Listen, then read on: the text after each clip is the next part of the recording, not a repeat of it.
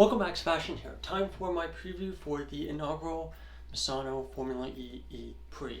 So of course, this is an event that was brought onto the calendar to replace the Rome ePrix, which unfortunately for us had our final ever races in Formula E last year, 2023. First race won by Evans, Cassidy second, and Gunther third. And then the second race won by Jake Dennis, Norman Nato, and then Sam Bird rounding out the podium.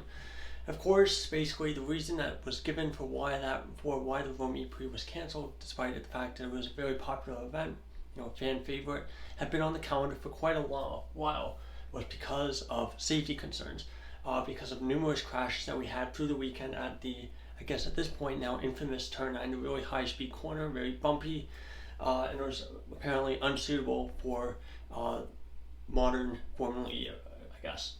The second race, of course, we also had that big crash between Evans and Cassidy, which had a massive impact on the Drivers' Championship as well. But anyway, Formula E wanting to hold a race in Italy have turned to the Misano circuit, a purpose-built circuit used in MotoGP, I believe, not used in Formula 1, but a purpose-built circuit, and I think one that should provide a pretty good race this weekend. 14 corners total.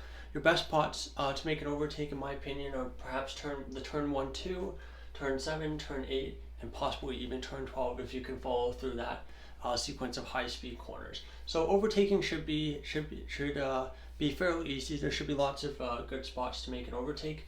They're running on a modified section of the track. If you go on Wikipedia for motorbikes or for just GT cars, the sector 1 extends a little bit further south, I believe.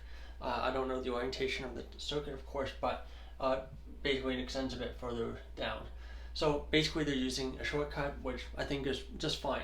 3.381 kilometers track, so a bit long by Formula E standards. And as of the recording of this video, we still don't know how many laps we're going to have this weekend. It might be the same number of laps, both races. One might be a bit longer, one might be a bit shorter. We've seen that too. I would expect 30 or a bit less than 30 laps, just because it is a bit of a longer track, and it should be very hard on the batteries of these cars. Of course, it's a smoother track as well, it being a purpose-built circuit, so we might see stiffer suspensions, we might see setups that are a bit different than what we normally see at a traditional Formula E circuit like we saw in Tokyo. That being said, shouldn't mix up the order too much, but I think it'll be a pretty wide open fight for the win this weekend. And of course, it should be one that has a lot of overtakes because of the characteristics of the circuit: long straights, tight corners, lots of energy saving as well. So yeah, should be a pretty exciting weekend. Now, moving on to the schedule for this weekend. Friday, of course, we have the FP1 session at 5 o'clock local time. Saturday should be nice and sunny all day, great for the people going to the race. 21 degrees at the start of the race, as well as sunny pretty much all day, like I said. FP2, 8 o'clock in the morning, qualifying 10:20 in the morning, and then the race 3:03 in the afternoon.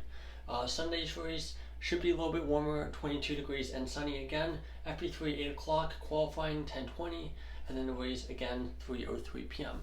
I believe there's also going to be an extra practice session at some point for the rookie test. I'm not sure where that is in the schedule. It's not on their official website, but I have seen it floated around on the official FIA documents as well. So should be a pretty good weekend. Now, finishing up with some predictions.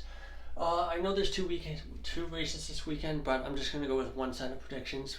Limit the chances for me to make some absolutely catastrophically bad predictions here. So let's see. For the win, I'm going to go with Jake Dennis here.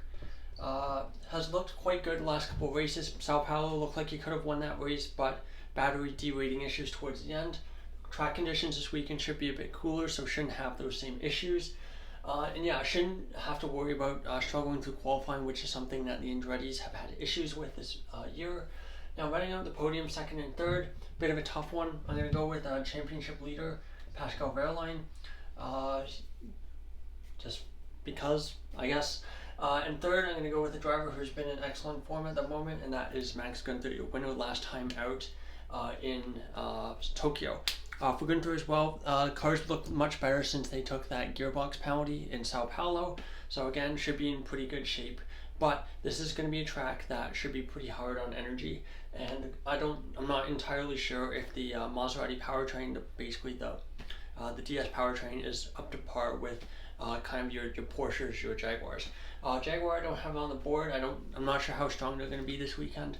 But that being said, they won last time out, but of course, very different track and very different circuit. So, thank you so much for watching. This is my preview for the Misano ePrix.